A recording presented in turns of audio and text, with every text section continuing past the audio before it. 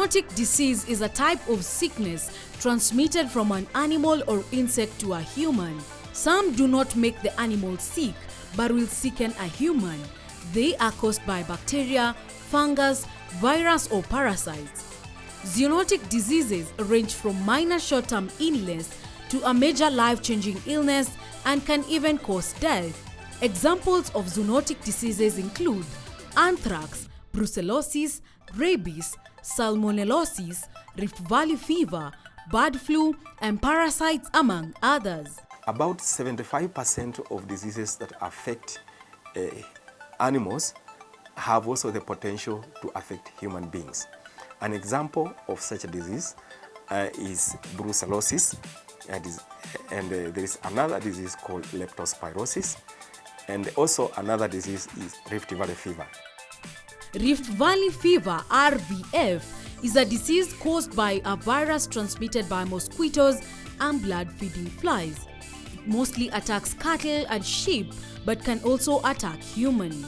In humans, the disease ranges from a mild flu-like illness to severe hemorrhagic fever that can be lethal.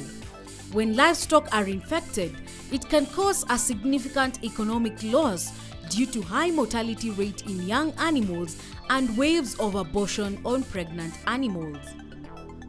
This is a disease that occurs seasonally, and by its name, it means it was first discovered in the Rift Valley of Kenya. The disease affects livestock, more specifically the sheep, but it can also affect the large animals like cattle. It can affect sheep. It can affect even sometimes even camels. The disease normally occurs after long rains, and because it is transmitted by mosquitoes. And during long rains, that's when we have multiplication of mosquitoes, and therefore they are able to transmit the disease from animal to animal.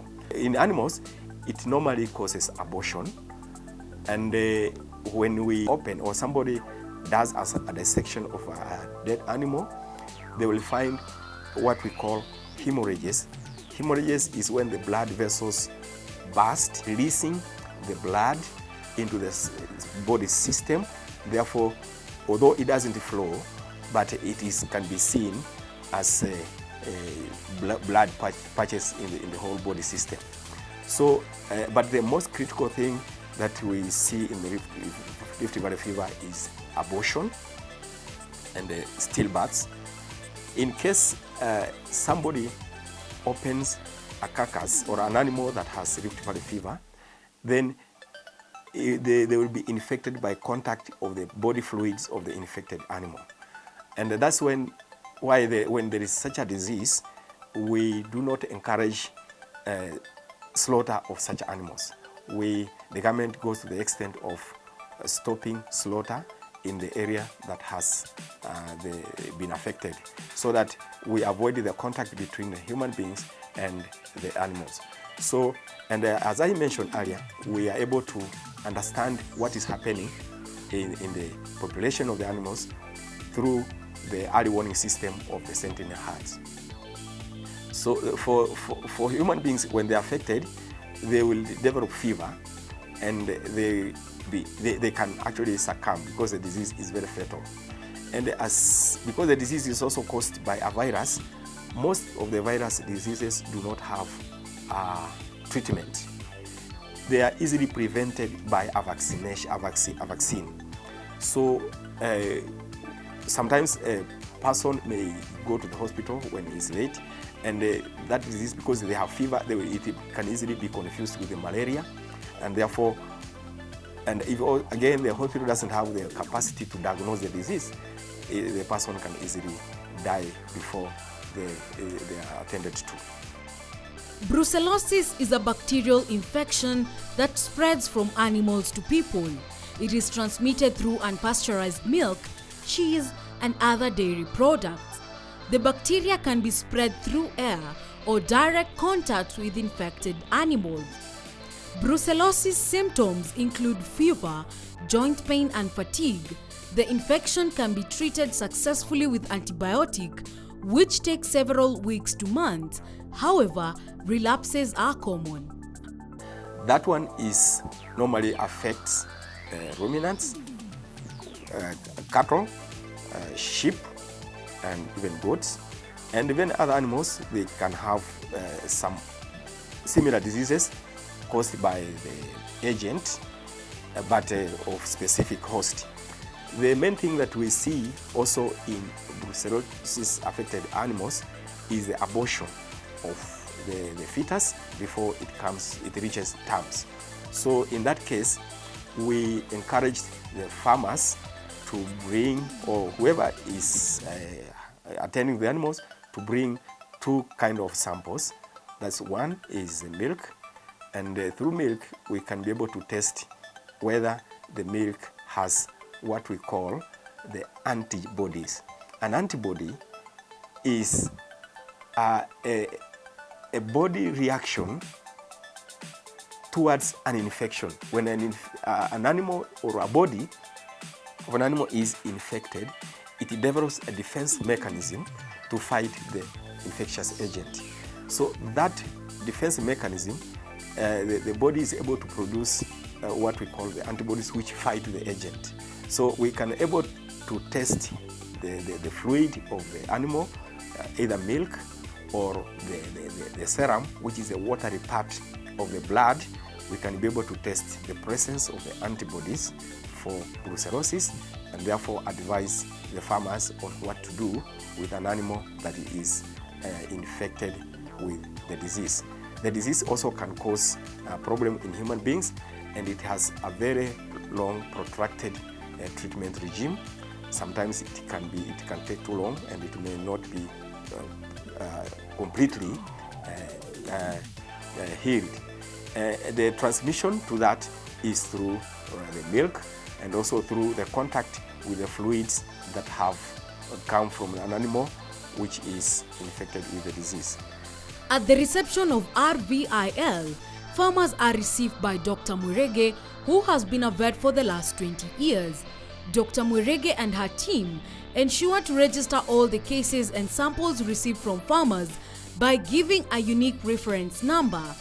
This helps to keep track of data on poultry, cattle, or sheep and goats.